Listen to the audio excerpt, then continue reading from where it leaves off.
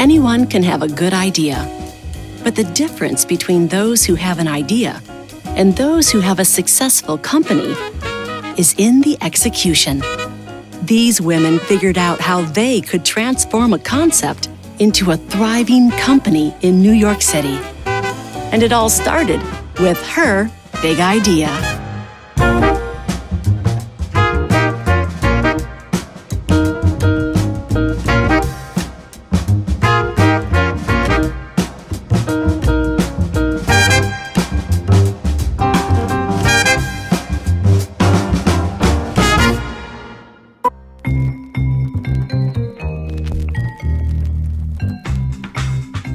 When Allison Schlanger and Allison Qualter-Berna first met, they were both thriving media professionals, newly trying to navigate parenthood in the city.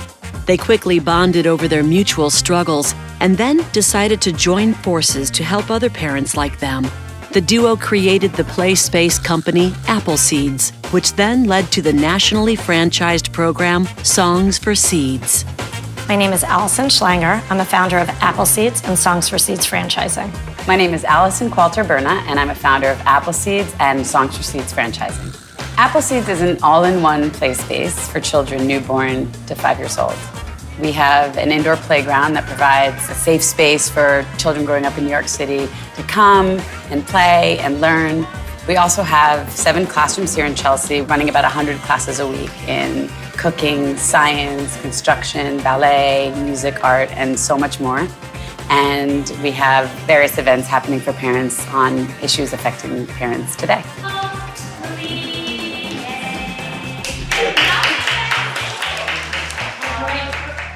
Our first Appleseeds location is in Chelsea Flatiron District on 25th Street. And we also have other locations on the Upper West Side and in Peter Cooper Village, Stuyvesant Town. Play is the work of kids. It is how they learn. They're supposed to put things in their mouth. They're supposed to explore. They're supposed to run around. They're supposed to be curious. And we foster that type of learning here. And I'm gonna pour in some mango juice. Do you wanna help me? Yeah, you can do it. Awesome job. Nice. Can you give that a mix? Break off today. I'll see you. When I got out of college and people used to say to me, where do you want to work? What do you want to do? I would immediately say, I want to make those shows at MTV where they're going out in the field and interviewing the real teenagers about whatever topics are moving them. And I somehow ended up with that exact job, and I really loved it. I started my career in television. I worked at NBC News Dateline for about 5 years, and I was producing a story on the women living under the Taliban regime in Afghanistan. And I realized in that moment that I needed to leave TV and work with refugees, work with children, and somehow get out into the field. I ended up getting a job at UNICEF, where I spent 5 years traveling to the most remote pockets of the world, bringing different sports to children who had various issues facing them. And I never thought I'd leave until I got pregnant with my twins.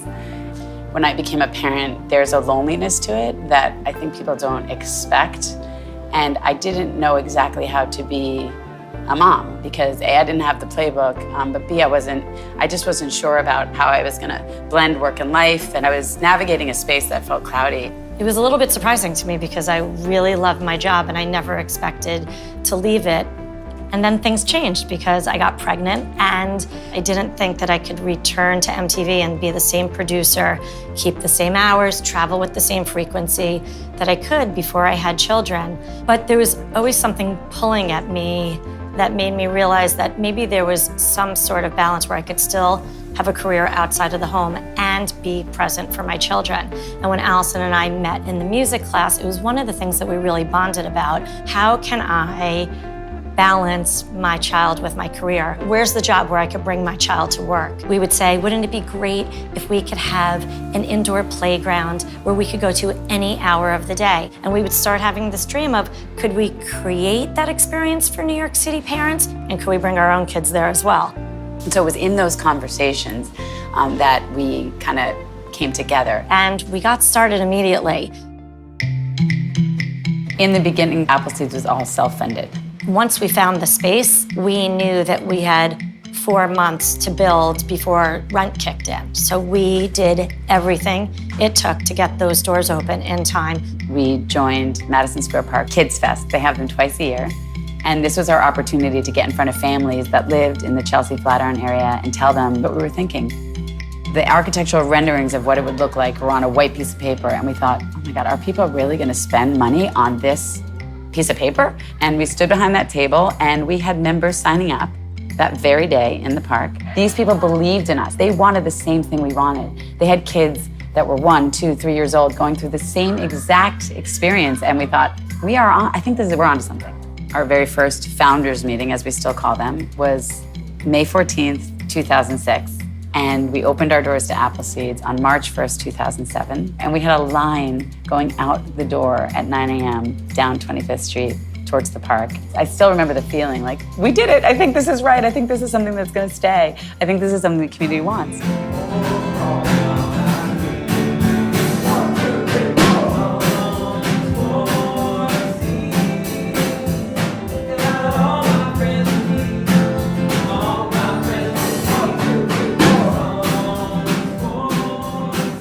Songs for Seeds is a live 3-piece rock band. It's a music class for kids, newborn to 5 years old. And we launched that class about 10 years ago. Immediately, we saw that Songs for Seeds was our most popular class. Hundreds and hundreds of families were taking the class. And we saw how happy the kids were, and we saw how much the kids were learning. We decided to see if it would work outside of New York City. Just because it worked here, did it work in the suburbs? Did it work across the country? We now have, 4 years after the launch of our franchise, we have 32 awarded locations. We have 24 operating locations. And the most incredible part about Songs for Seeds franchising is not just that hundreds more children can access this amazing program, but that the owners of those locations are young women entrepreneurs, people that we can relate to directly because we went through the same experience, and helping them form their business and grow their business is one of the most satisfying parts of our job.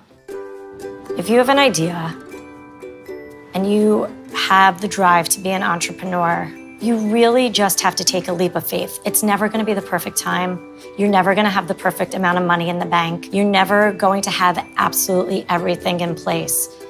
Failure and discomfort are things people are afraid of, but to me, they are the source of the direction we're supposed to be going in. And so without failure, we actually don't know where we're going. And so it's really just data. It's like, okay, I know, let's move on.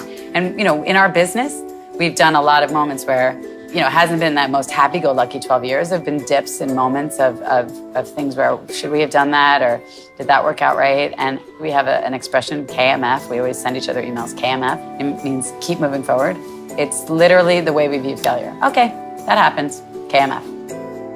The city is made for people who have an idea and want to make it happen. And it's so cliche, right? There's songs written about it, but it's true. It's actually true. It's like the place where you can make your dream come true. You already knew what I was thinking. I did.